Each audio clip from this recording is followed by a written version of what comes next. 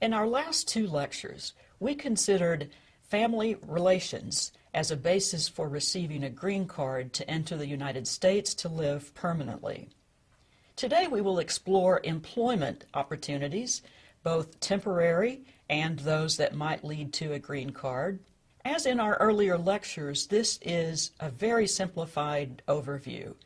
The reading that is assigned will give you some more detail, but the goal in the lecture is to give you some understanding of how the process works now, as well as some of the proposals for reform. Immigration reform with respect to employment immigration focuses on two extremes.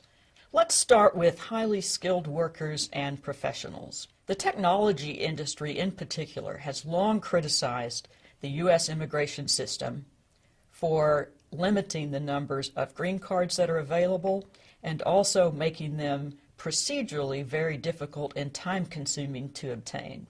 Bill Gates, for example, is well known for his position on immigration reform, that it's needed to allow high-talent people to stay and work in the country after they get a U.S. education. It's also an important point in current immigration debates, and President Obama recently said, "Real reform means fixing the legal immigration system to cut waiting periods, reduce bureaucracy, and attract the highly skilled entrepreneurs and engineers that will help create jobs and grow our economy." Every year, 140,000 green cards are made available to people whose labor or work skills are needed to fill gaps or needs in the U.S. workforce.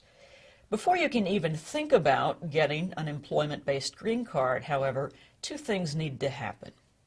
First, you need to receive a job offer from a U.S. employer, unless you have exceptional abilities or your work is in the national interest.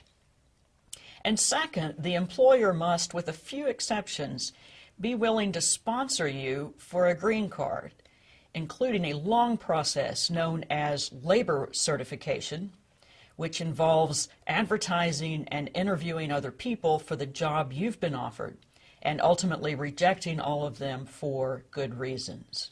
Employment-based green cards are mainly available to people who have advanced job skills, higher education, or extraordinary abilities. Unskilled workers can qualify for a type of green card, but far more unskilled workers are looking for green cards than the number of green cards available, so the wait for them can be years long. Not many employers are willing to wait this long to hire an unskilled worker. Let's take a brief look at the categories, the preference categories. These are similar to the preference categories we discussed in family immigration. You don't need to memorize these. You won't be tested on the specific categories, but I want you to pay attention to them, first of all, to appreciate the complexity of the system, and second, so we can look at some of the backlogs. The first employment-based preference category is for extraordinary ability, or a multinational company executive manager, a professor or researcher with renown. These are defined in more detail, of course, than what I'm showing here. The second preference category is MD or a PhD or master's. Labor certification is required. I'm going to walk us through the steps of labor certification in just a few moments.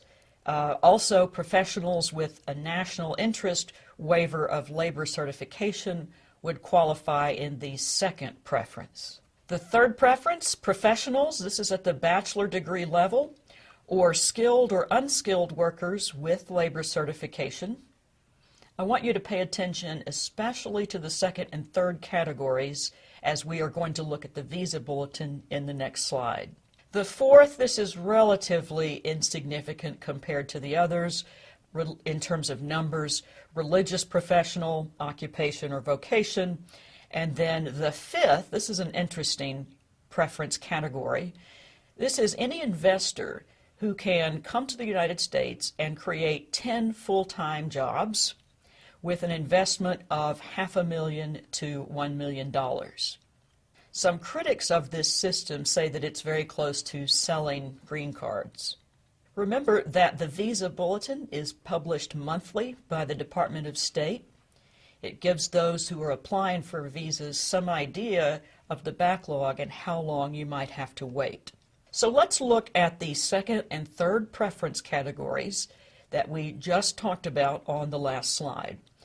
The second category, all chargeability areas except those listed, that means C means that it is current. So the only backlogs then in the second category are from China and India. But you see that they are very significant backlogs. From China, for example, those who have applied for a visa 5 years ago are just now having the visa processed. India is even longer, it's 9-year wait. And remember that these are professionals that an employer has petitioned to have them join a firm. 9 years is a long time to wait for that. The third preference category, all chargeability areas, in other words, all countries, have approximately a 6-year wait, and this includes unskilled labor, as well as persons with bachelor's degree but no advanced degree. And there are waits from all countries, but again, they are significantly longer in India, also China, Mexico, and the Philippines. And similar to what we saw with the family immigration categories, the demand is much higher from China, India, Mexico, and the Philippines from other countries. And so they use up their allotment of visas much more quickly. And I also want to note that just because a category is listed as current doesn't mean it's easy or not time-consuming to get a visa in that category. Instead, it is a very time-consuming process anytime labor certification is required. Well, what is labor certification? Let me give you an overview of that process. It begins when an employer who wants to hire a non-citizen employee files an application with the Department of Labor. This is a process, it begins a process to evaluate the impact on the U.S. labor market of employment offers to non-citizens. The Department of Labor determines whether the employment of a particular non-citizen will produce an adverse impact on the wages and working conditions of U.S. workers. The basic idea is to reserve jobs for U.S. workers when they are available, and also to prevent hiring persons at below market rate simply because they are non-citizens. The employer must follow a set process that includes advertising a particular job opening, good faith recruitment for that job opening, and then certifying to the Department of Labor that no U.S. employee was available for that job. Because it is such a time-consuming process, there are some advantageous categories that do not require labor certification. Recall from our first slide, we said there's a first preference category. It is called EB1. Priority workers, that's persons of extraordinary ability, outstanding professors and researchers, multinational executives and managers, are generally able to avoid labor certification. Some in the second preference may also avoid that process. There is a national interest waiver, substantial and national impact of prospective work, and related to that is something known as Schedule A, shortage occupations, or person of exceptional ability in the science or arts, and an offer of employment is still required. Medical personnel recruited from overseas are quite frequently given visas under Schedule A. So what we've talked about so far are immigrant visas. These are the so-called green cards. It makes you a lawful permanent resident. But with respect to employment, there are a number of non-immigrant employment visas. In other words, these are temporary visas, and you must leave at the expiration of that temporary visa. And I want to look at lesser skilled workers.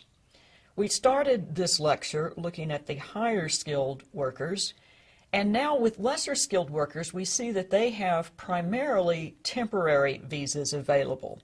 These are known as the H-2 visas. They are reserved for workers who enter the U.S. seasonally or for temporary work to fill a demonstrated temporary labor need. The H-2A visas are reserved for agricultural workers. This is the most important category of temporary unskilled workers in the United States today. There are some oversight requirements, again, from the Department of Labor. The wages must be the same as U.S. workers. You can't hire them for less. It requires a form of labor certification, which includes a demonstrated need for the workers and the unavailability of U.S. workers. Workers must be provided with housing, return transportation, workers' compensation insurance, among other things. And currently there are about 30,000 persons who participate in this program.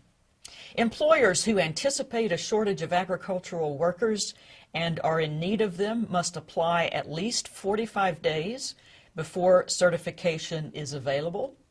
This includes a requirement of an active effort, including newspaper and radio advertising, to recruit U.S. workers in areas of expected labor supply.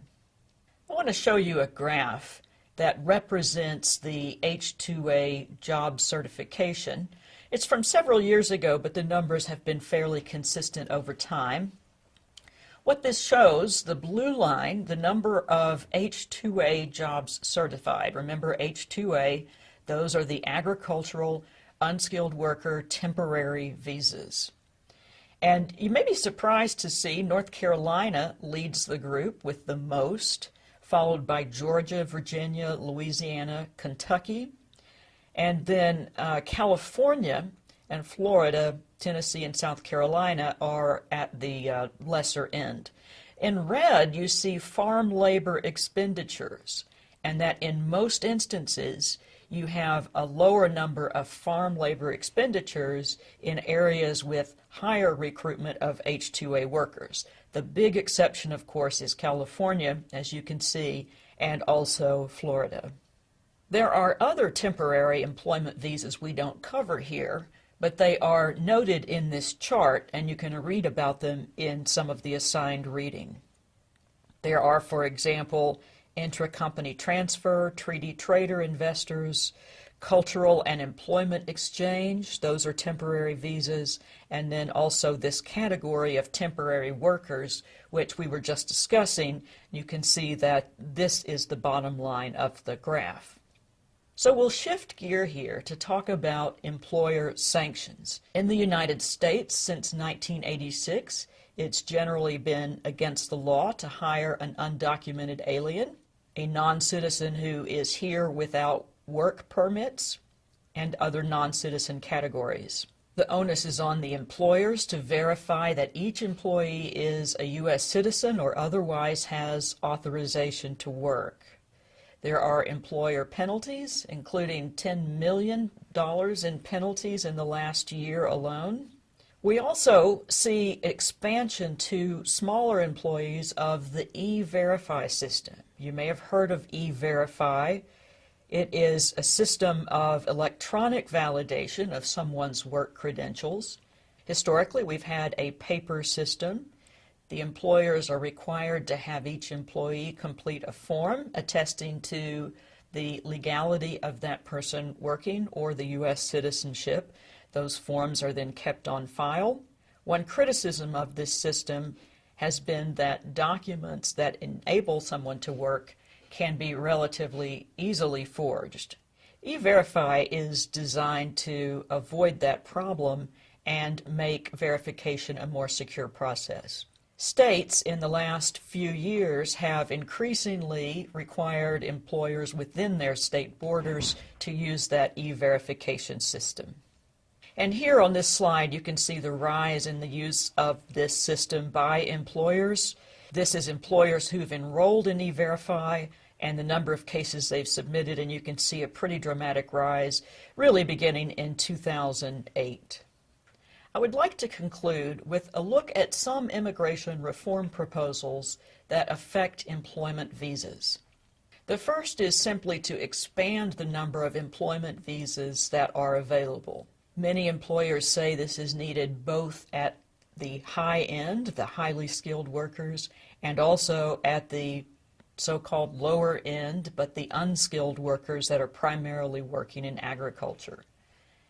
Currently are limited to 140,000 per year, and as we saw, green cards for unskilled workers are almost unobtainable.